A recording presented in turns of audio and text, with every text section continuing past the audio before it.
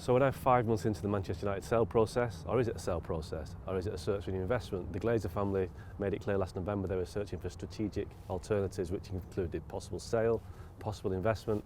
Now Friday brings us a deadline for a third submission of bids. So Rob, where are we up to? Well, just there, we're in a third round of bidding.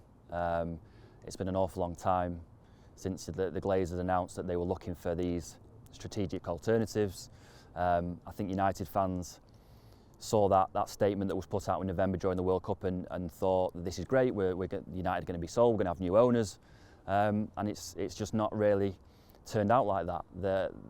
There is panic now in Manchester that the Glazers aren't going to leave, that they just assumed that this was the start of a sale process that would see these hated owners disappear once and for all, and now the longer and longer this drags on, the more and more panicked United fans are that they're going to end up staying, and maybe another company is going to come in and give them the money that they need to stay.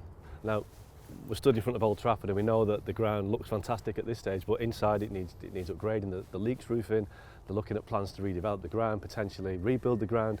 That's all going to cost a lot of money, and the reason why the Glazers are potentially seeking new investment is to pay for that to be done, but also to pay for the upgrade of the team.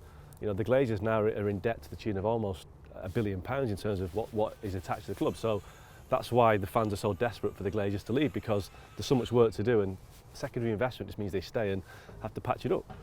Yeah, and you know, when you've got a fan base like Man United who have hated their owners for the best part of 20 years, when you get consortiums like the Qatari consortium coming in, they assume that they've got unlimited money to rebuild a team, to rebuild a stadium, to make these facilities the best in the world again, to make the team the best in the world again.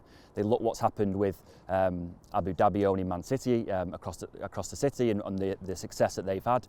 Man United fans want that. They want their team to be the best in the world again, and for the best part of 10 years, they haven't been.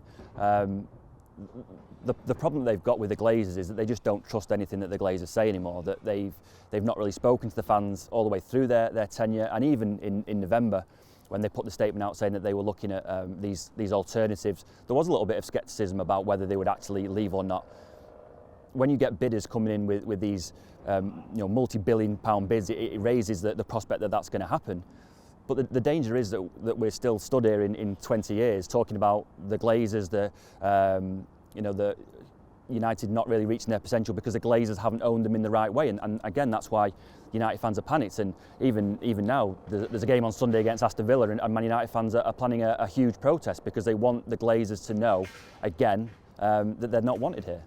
Now, over the years, there's a figure that the Glazers have taken out more than £1 billion in interest payments, in dividends, in bank charges, whereas at Man City, Sheikh Mansour has put in almost £2 billion investment in the team and the infrastructure. So the gulf between the two clubs is now huge because of that investment and that drain, the financial drain. So Friday, like we say, is the deadline for the next submission of bids.